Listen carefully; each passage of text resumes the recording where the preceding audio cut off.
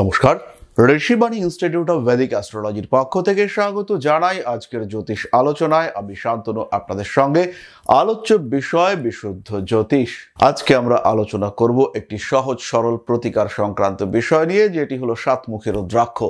বলা হয় সাতমুখী রুদ্রাক্ষ হলো মা লক্ষ্মীর আশীর্বাদ স্বরূপ, এবং এই সাতমুখী রুদ্রাক্ষের দেবী, অধিপতি দেবতা তিনি হলেন মা লক্ষ্মী, যিনি আমাদের সুখ, শান্তি, সমৃদ্ধি, ঐশ্বর্য প্রদান করে থাকেন, যাকে আমরা দেবী ধনদাত্রী হিসেবেও চিহ্নিত করে থাকি। মা লক্ষ্মীর আশীর্বাদ স্বরূপ এই সাতমুখী রুদ্রাক্ষের কয়েকটি গুণাবলী এবং বিভিন্ন সমস্যা সমাধানের ক্ষেত্রে এই রুদ্রাক্ষের ভূমিকা নিয়ে আজকে আমরা আলোচনা করব। সাতমুখী রুদ্রাক্ষ থেকে মোটামুটি রেয়ার রুদ্রাক্ষের রেঞ্জ শুরু হতে দেখতে পাওয়া যায়।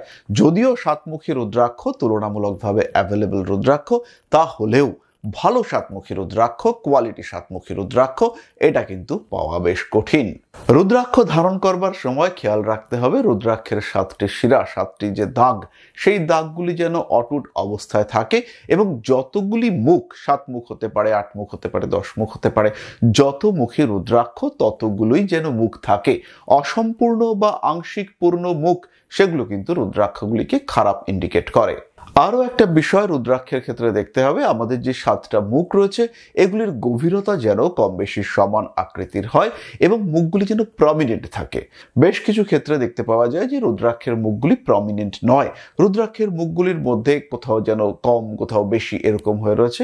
সেই রুদ্রাক্ষগুলিকে কিন্তু খুব কার্যকরী রুদ্রাক্ষ হিসেবে আমরা ট্রিট করব না। রুদ্রাক্ষের আকার, রুদ্রাক্ষের কোয়ালিটি, এই দুটোই কিন্তু ম্যাটার করে, এবং রুদ্রাক্ষ যদি ভালো হয় এর প্রতিকার করবার ক্ষমতা এবং এর মিরাকুলাস প্রতিকার করবার ক্ষমতা, সেটা কিন্তু বলার অপেক্ষা রাখে না। সাতমুখী রুদ্রাক্ষের আরো একটা সিগনিফিকেশন রয়েছে।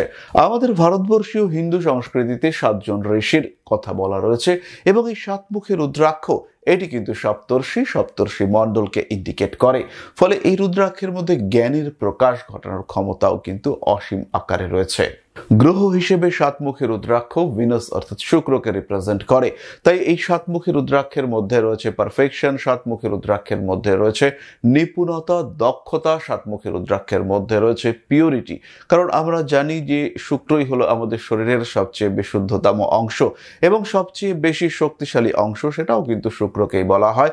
কারণ এই শুক্রের মাধ্যমেই আমাদের সৃজনী শক্তি, আমাদের দ্বিতীয় কোনো প্রাণী উৎপাদন করবার ক্ষমতা, সেটা প্রকাশিত হয়। শুক্র ইন্ডিকেট করে আমাদের ইন্ট্রিনসিক কোয়ালিটি, একক বৈশিষ্ট্য, অর্থাৎ যে বৈশিষ্ট্য কেবলমাত্র আমার মধ্যেই রয়েছে, আমার বংশগতি, তাকে নির্দেশ করে শুক্র। সেই শুক্রের প্রভাব এই সাতমুখী রুদ্রাক্ষের ক্ষেত্রে দেখতে পাওয়া যায়। দেবগুরু বৃহস্পতি যেমন শিক্ষক, তেমন শুক্র তিনিও কিন্তু দৈত্যগুরু, এবং শিক্ষক হওয়ার যথাযথ গুণাবলী তার মধ্যে রয়েছে। দেবতাদের মানুষ করার থেকে দৈত্যদের মানুষ করা কিন্তু অনেক বেশি কঠিন, কারণ তারা উদ্দাম, কারণ তারা উচ্ছৃঙ্খল, কারণ তাদের মধ্যে রয়েছে তীব্র শক্তির প্রকাশ। তাই তাদেরকে বশীভূত করা, তাদেরকে শিক্ষায় শিক্ষিত করা, এটা কিন্তু অনেক বেশি কঠিন। দেবতারা তুলনামূলকভাবে অনেক শান্ত, অনেক নিয়ম নীতি তারা মেনে চলেন। সেই ক্ষেত্রে অসুররা অত্যন্ত পরাক্রমী এবং অস্থির। তাদেরকে শান্ত করে শিক্ষায় শিক্ষিত করা, তাদের জীবনে পরিবর্তন নিয়ে আসা, এটা কিন্তু বেশ কঠিন, এবং এই ক্ষমতা আমরা সাতমুখী রুদ্রাক্ষের মধ্যে দেখতে পাই। আমাদের জীবনের যে বস্তুতান্ত্রিক অধ্যায়, মেটেরিয়ালিস্টিক পার্ট, সেই অংশটিকে চার্জ করে তোলে সাতমুখী এই রুদ্রাক্ষ, এবং সাতমুখী রুদ্রাক্ষের জীবন পরিবর্তন করবার ক্ষমতা, এটা কিন্তু চরম মাত্রায় বেশি। তবে এই ক্ষেত্রে আরো একটি ভিন্ন মতবাদ রয়েছে। কারো কারো মতে সাতমুখী রুদ্রাক্ষের অধিপতি দেবতা বা রুলিং প্ল্যানেট তিনি হলেন শনিদেব। তাই সাধনার ক্ষেত্রে, মোক্ষ লাভের ক্ষেত্রেও সাতমুখী রুদ্রাক্ষের একটা তীব্র ব্যাপক ভূমিকা দেখতে পাওয়া যায়। আবার সপ্তঋষির সঙ্গেও সাতমুখী রুদ্রাক্ষ কিংবা শনিদেবের একটা সম্পর্ক রয়েছে, কারণ যখনই সাধনা, যখনই মোক্ষ প্রাপ্তি আমাদের সামনে আসে, তখনই কিন্তু শনিদেবের একটা প্রভাব এটা আমরা দেখতে পাই। সুতরাং আমরা ধরে নিতে পারি যে সাতমুখী রুদ্রাক্ষ, তার মধ্যে শনিদেব এবং শুক্র এই দুয়েরই প্রভাব, দুয়েরই গুণাবলী আংশিক মাত্রায় কিংবা পূর্ণ মাত্রায় দেখতে পাওয়া যাবে। যাই হোক না কেন, চলে আসি আমরা সাতমুখী রুদ্রাক্ষের গুণাবলীতে, ফলদান ক্ষমতায়। প্রথমেই খেয়াল রাখতে হবে, এই সাতমুখী রুদ্রাক্ষ কিন্তু জীবনের প্রাপ্তি, ঐশ্বর্য তাকে নির্দেশ করে। সামাজিক সাংসারিক জীবন, তার যে উন্নতি, সেটাও নির্দেশ করে সাতমুখী রুদ্রাক্ষ। সাতমুখী রুদ্রাক্ষের মধ্যে রয়েছে জীবনকে পরিবর্তন করে ফেলবার ক্ষমতা।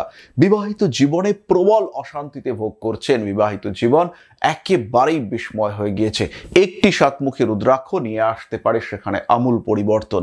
স্বামী স্ত্রীর মধ্যে সুসম্পর্ক সৃষ্টি করবার ক্ষমতা এই সাতমুখী রুদ্রাক্ষের মধ্যে রয়েছে। পার্টনারশিপ বিজনেসে প্রবল অশান্তি শুরু হয়েছে, বিশ্বাসযোগ্যতা, ভরসা একেবারে তলানিতে গিয়ে ঠেকেছে, সেই ক্ষেত্রেও সাতমুখী রুদ্রাক্ষ ব্যাপক পরিবর্তন নিয়ে আসতে পারে, প্রভাব বিস্তার করতে পারে এবং চেঞ্জ করে ফেলতে পারে আপনার বিজনেস অ্যাটিটিউড। এরপরে সাতমুখী রুদ্রাক্ষের যে গুণাবলী রয়েছে সেটি হলো স্পিরিচুয়াল কন্টেস্ট। সাতমুখী রুদ্রাক্ষ একজন জাতক বা জাতিকার মনের মধ্যে ভাবনার গভীরতা বাড়িয়ে তুলতে পারে। তার মনের যে গভীর থেকে গভীরতর অংশ, অ্যাক্টিভ সাবকনশিয়াস মাইন্ড, সেইখানে কিন্তু পদক্ষেপ ফেলতে সাহায্য করে এই সাতমুখী রুদ্রাক্ষ। মনের ভেতরের স্থিত সমস্যা, মনের ভেতরের স্থিত ব্যক্তি, অভিব্যক্তিকে প্রকাশিত করতে সক্ষম এই সাতমুখী রুদ্রাক্ষ। তৃতীয়ত, শরীরের মধ্যে বিভিন্ন ধরনের যে তত্ত্ব রয়েছে, অর্থাৎ অগ্নি, পৃথ্বী, বায়ু, জল, এই তত্ত্বগুলির মধ্যে ব্যালেন্স করে শরীরের সুস্থতা বিধান করে সাতমুখী রুদ্রাক্ষ। সাতমুখী রুদ্রাক্ষের ধারণে পৌষ্টিক তন্ত্রের ক্ষমতা বৃদ্ধি পেতে দেখতে পাওয়া যায়, অর্থনৈতিক স্থিতিশীলতা ফিরে আসে, মনের মধ্যে ভক্তি ভাব, ধার্মিক চেতনা, এগুলির আগ্রহ বৃদ্ধি পেতে দেখতে পাওয়া যায়, পিতামাতার প্রতি ভক্তি, সামাজিক বন্ধনের প্রতি আগ্রহ এবং সবচেয়ে বড় যে বিষয়টি, সেটি হলো একটি নিয়মিত সিস্টেমেটিক লাইফের মধ্যে জড়িয়ে যাওয়া, সেটা কিন্তু ইন্ডিকেট করে এই সাতমুখী রুদ্রাক্ষ।